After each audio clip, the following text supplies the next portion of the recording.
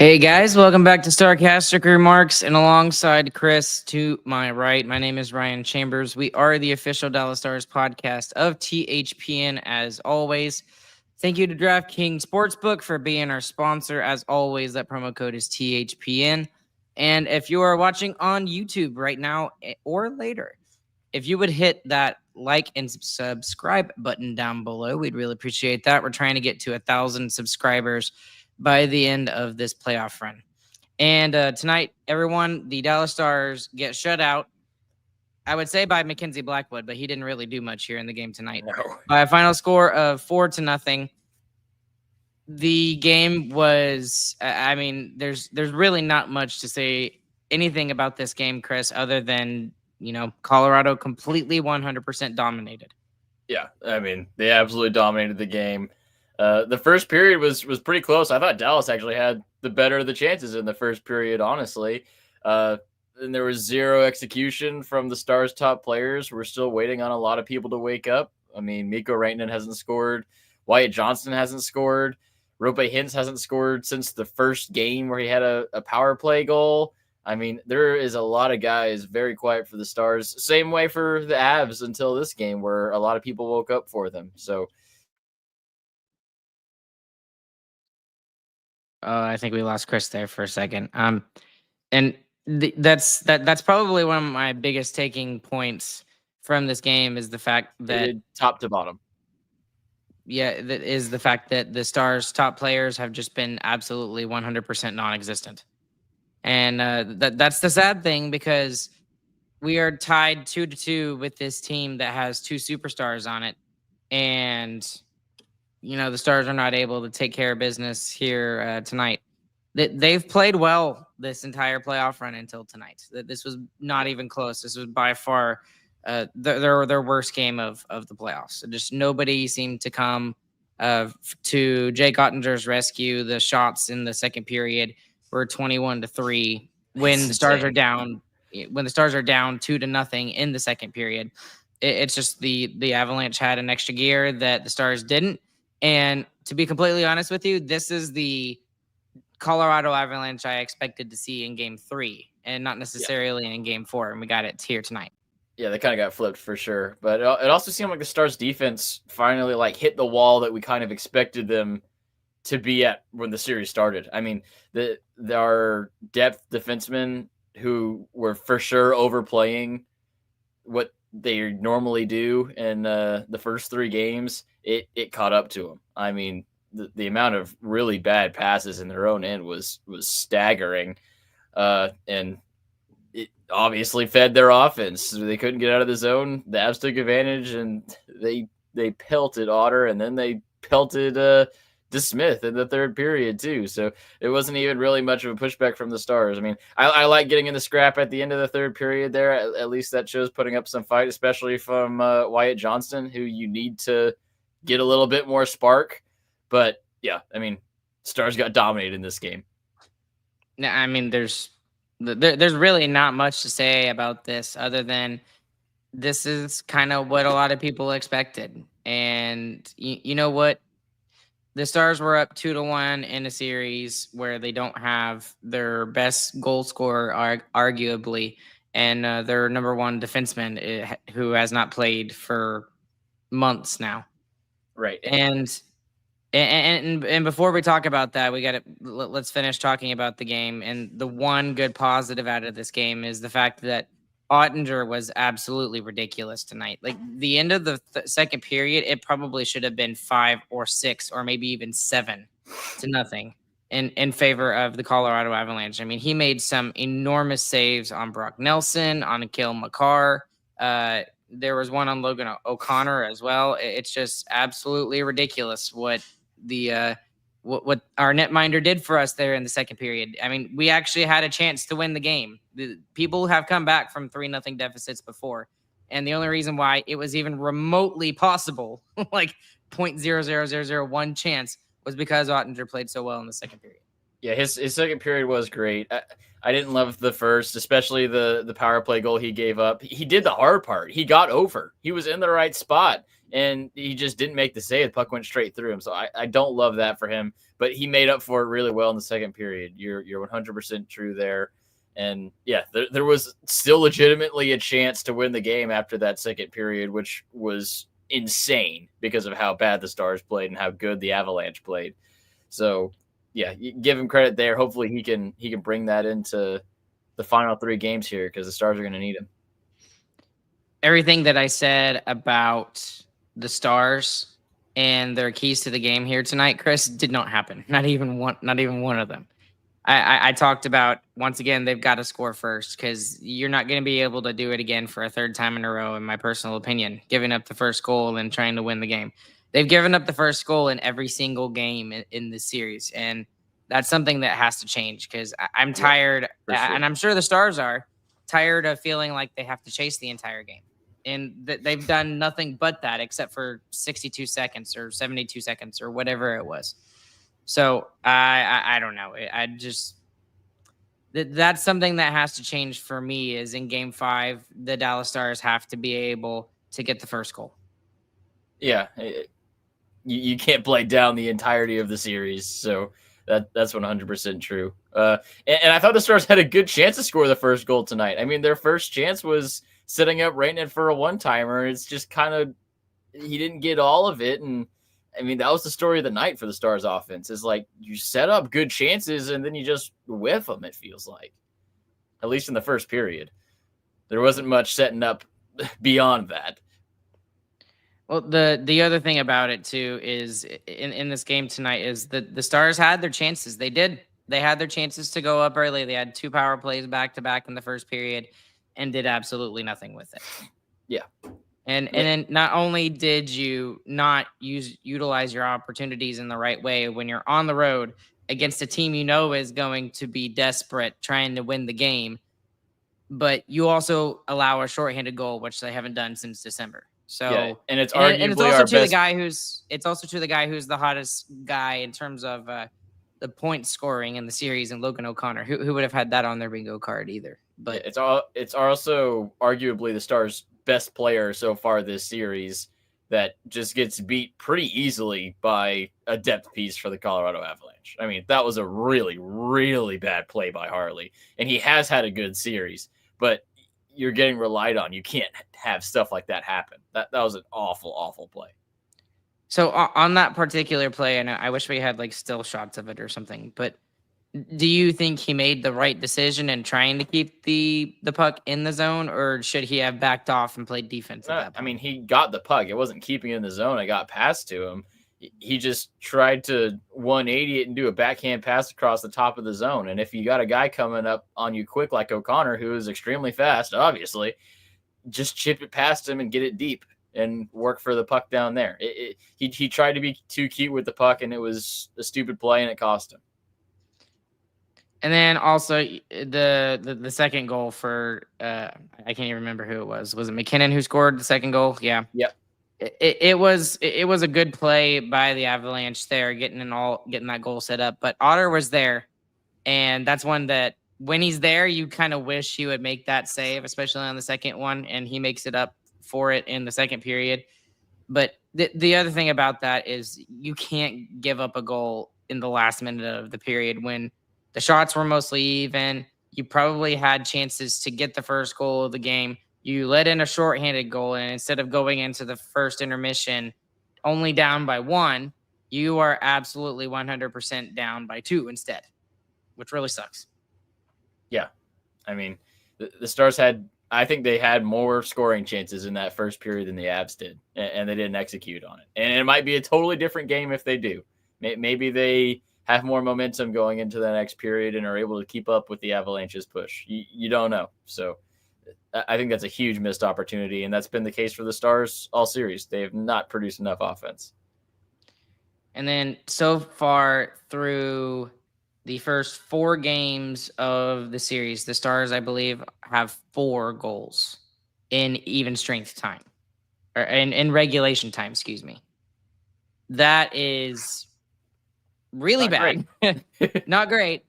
And it's also incredible considering that the Stars are tied 2-2 in this series. They had a lead in this series, and they're doing it without any goals from any of their top players. Like you said, Chris, Wyatt Johnston, Mikko Rantanen, Duchesne. Duchesne hasn't even scored either. He's in our top 6. Yep. Marchment hasn't scored a goal either. So it's just very, very frustrating about the fact that that's the issue right now, is that the Stars' best players are not their best players. And you know what?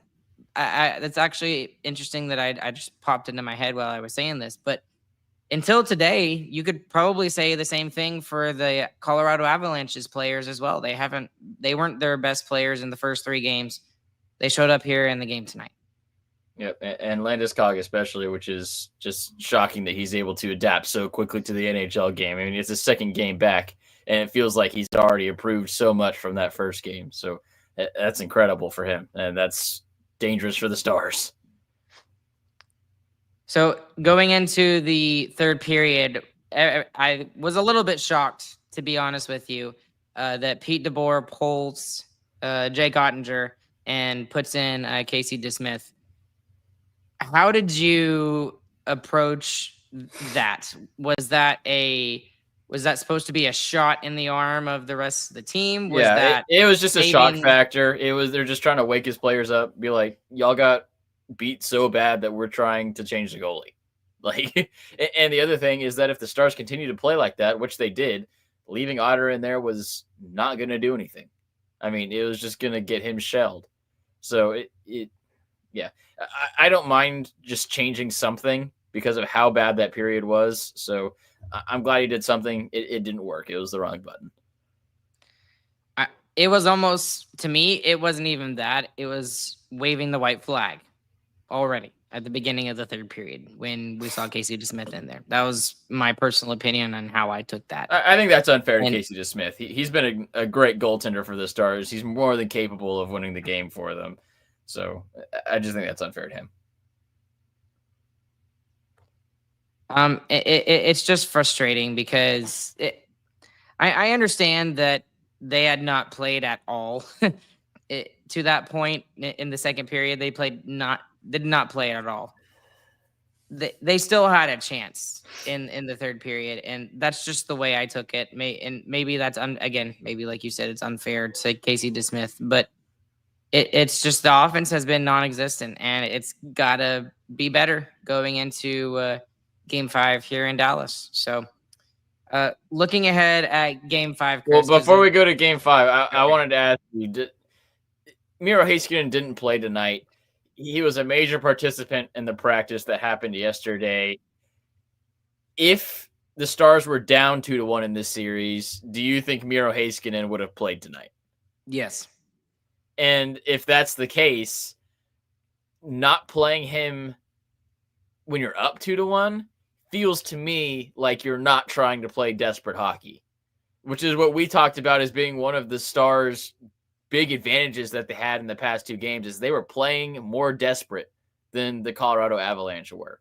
So to have a guy that could have played the game tonight, that would make a huge difference for your team, and keeping him out of the lineup, I mean, to the rest of the team, that says, hey, we don't need to win this game, which is a bad mindset to have, in my opinion. I think if he was able to play, he should have played so that the guys know, hey, we got to win this game. This is an important game to go and win and to take care of business and be able to finish it off at home. So that was kind of a shocking decision to me, seeing how close he was and not going in. I think it just sends the wrong message to the locker room. Okay, that's very interesting. That's a very interesting thought. Let me play devil's advocate for a little bit because I honestly I don't know which way I would lean towards, to be honest with you. If I'm being devil's advocate, maybe the Stars winning Game 3 is the biggest part of the series. And the thought process here, Chris, is that Miro Heiskanen is able to rest one more game. And maybe we had to know that this was going to come down to a best of 3 series. And I think both teams and both fan bases probably knew that going into this series. Right, but holding The- Miro out makes you concede that. It's like, okay, yes, we are going to do that. That's just the message I feel like he would send to the locker room. To play devil's advocate against myself, we saw a Stars player do that in a playoff run, and it hurt him more long term. Tyler Seguin played through a crazy hip injury in 2020, and after the fact, oh, he should not have done that, and he missed pretty much the entirety of the next season. So that's the other thing, is that we don't know what kind of injury he has. Like, maybe he can play on it. It's not hurting him right now, but he could injure it way worse. We don't know if that's the case or not. I keep going back. If I was a guy in that locker room and I see our best players on the ice, he looks good, and he's held out just for one more game, to me it feels like that game's not as important. Which also, in another defense for it, it's not as important. I mean, you're in the lead. Yeah, but it would feel a whole lot better going back to Dallas, knowing you're up 3-1 and you got 3 chances to finish off a series. Yeah. So in that way, that could be a chance where they just miss out on. So I don't know.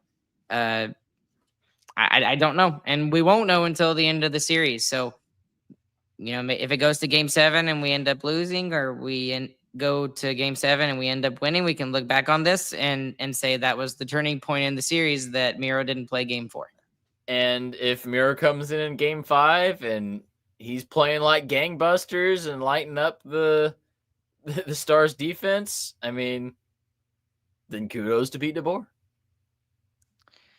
So let me ask you the real question here, Chris, and you know what's coming.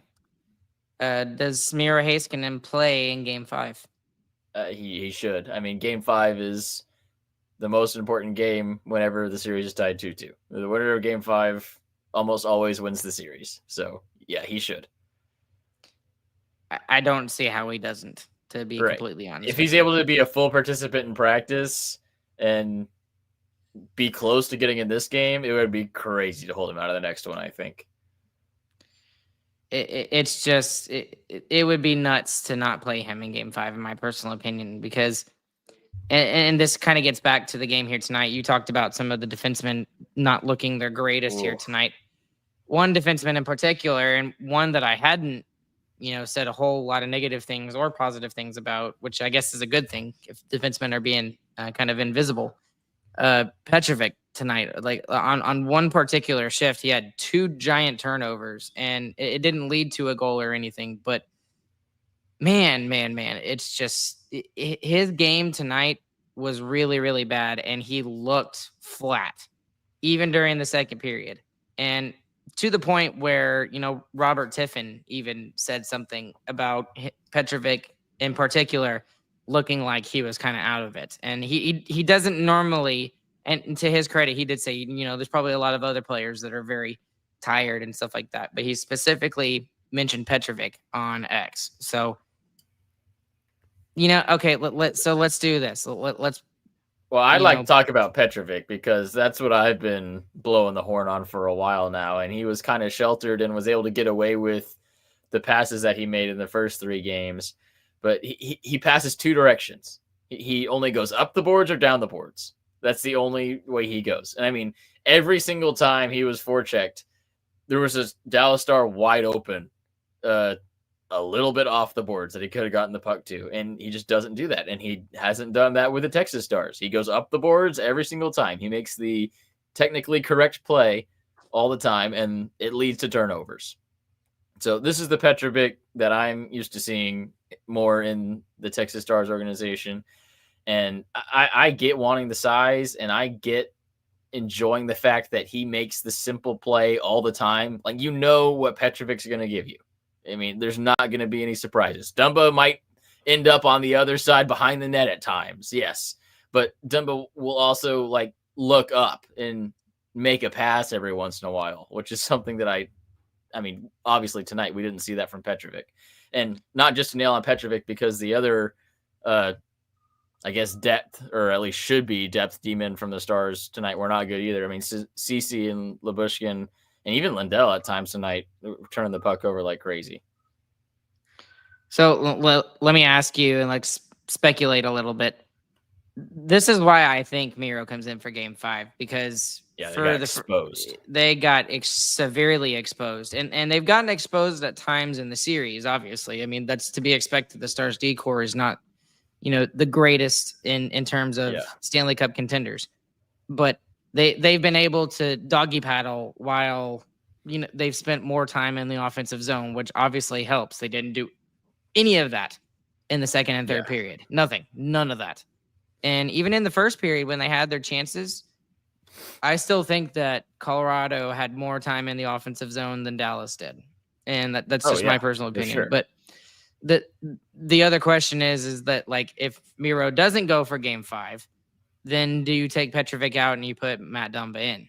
That's a hard ask to put Matt Dumba in a Game 5, and you also don't want to do that to yourself because he hasn't played in like a week or so, and now you're telling him, okay, you're going to go into this game against Nathan McKinnon and Cale Makar and speed and stuff that you struggle with.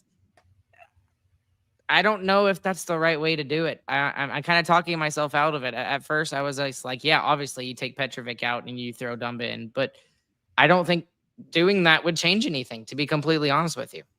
One other thing I forgot to mention on Petrovic is that the AHL schedules are very different from NHL schedules, and especially from like a playoff schedule like this.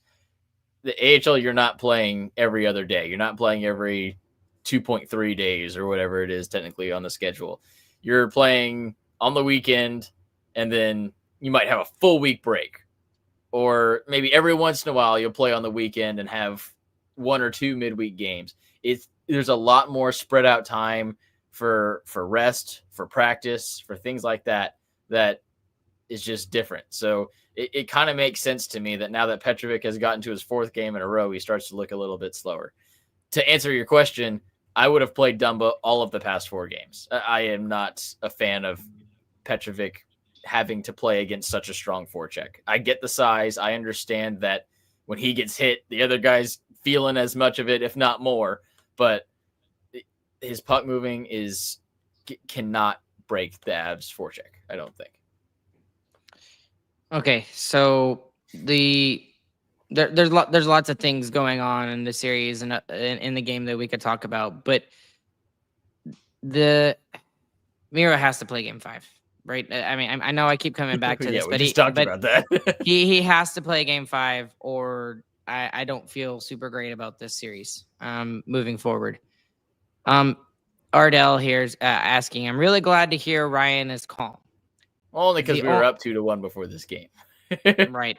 And then here it's looking at it from this perspective, which I hate to do because we just got slaughtered 4-0 in a game where I really wanted them to kind of put the boot on the throat and take a stranglehold on the series. But you are going back to Dallas for Game 5 for a best-of-3 series in which you dropped home ice advantage. You lost the first game of the series again.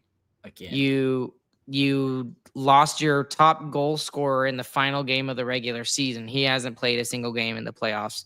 You do not have your top D-man in the lineup, and it looks like he may be coming back and reinforcements may be coming in at the exact right time for Game 5. That's why there's a lot of hope for me. And the thing that he has not had to deal with, the rest of the team has had to deal with, and then the rest of the Colorado Avalanche have had to deal with, is he hasn't played games. So he's, to a certain extent, he's going to be more well-rested than everybody else on the ice. So could he be a huge difference maker in Game 5? Maybe not just defensively, but also offensively. I don't know. I hope that that is the case. Yeah. From Sam Nessler, he was listening to the Pete DeBoer interview. He said that Pete DeBoer said that he took Oettinger out more for rest for Monday, and that it didn't make sense to leave Oettinger in there with the way that they were playing. So yeah, you were right. It was more of a wave the white flag than anything. Which, when you're only down 3 goals, I don't love that, but I think he must have read the room and been like, yeah, there's not pushback in these guys tonight. And I just go back to thinking about the Miro thing. I mean, if he had any chance of playing, I feel like you want him to play. It just tells your guys that it's time to go. This is another thing I wanted to talk about. I don't think this is a major thing, but maybe it is. Bork is a downgrade from Beck on. I said it again. Is a downgrade from Beck on the fourth line. I mean, yes, in my personal opinion, I think you're right, Ardell, because Beck is just a perfect, fourth line guy in what he does. He kills penalties. He's huge. He's big. He's a lot more man flesh than Maverick Bork is. But I don't think taking Bork out and throwing Beck in would change the outcome of this game in particular. That's just, and I don't think Ardell is saying that either, to come to Ardell's defense. But yeah, it wouldn't have made much of a difference in this game tonight. No, it would not. But I like Bork better there anyway. I think he gives you a much better chance to score with that line than Beck does, obviously. I mean, we've seen it all season. He is a defenseman playing forward, which is good. You need those guys, and he's a great penalty killer. And yeah, he's got some more weight and muscle around him, and he's actually done really well around the net as of the last quarter of the season, I would say.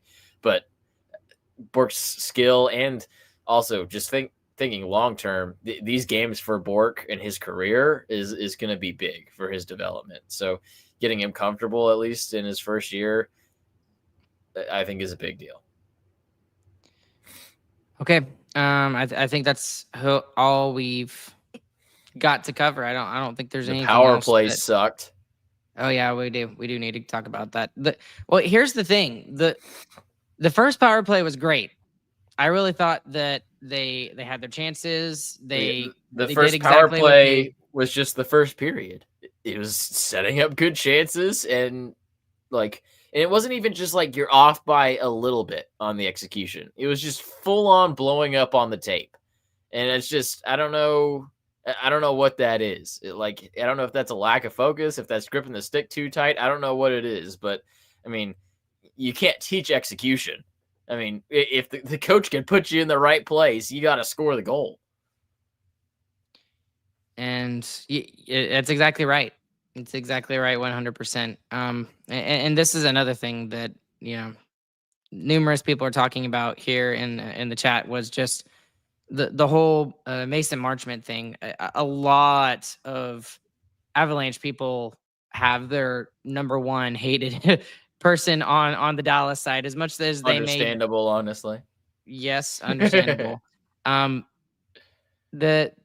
Has he sold things? Yes. Have the Avalanche sold things? Absolutely. Makar, that play. I was about to say, it's not really ridiculous. the Avalanche. The person who's diving for the Avs is just Makar. It's pretty poetic that Makar has his biggest dive of the season on a play that Mason Marchment made on him. It was pretty hilarious. It's just, I can't stand that. I know that a lot of people make fun of like soccer players when they, they're looking for the yellow card or the red card or whatever. Not to the same extent, obviously, but that's the way that I view that when especially the Makar one. The Makar one was absolutely ridiculous. I don't know. Did you see that one from Marchment in game 1? Yes. yes, I understand. But anyways, what I'm saying is I hate that the hockey players do that. It bugs me. Okay, I think that's it. Biggest winner, biggest loser. Who you got? Biggest winner is Landeskog. I mean, it's not just the fact that he got on the score sheet tonight. It's that he looked so much better. I mean, he caught up with the speed of the NHL, not with his legs. He's using his head. He's using his head to get himself into the right spots where he needs to be, where he used to be with his legs. And the fact that he's able to do that so quickly. I mean, we've seen the careers of both Jamie and especially Tyler Seguin develop as they've aged and having to adjust to what their bodies can do now versus what they could do before.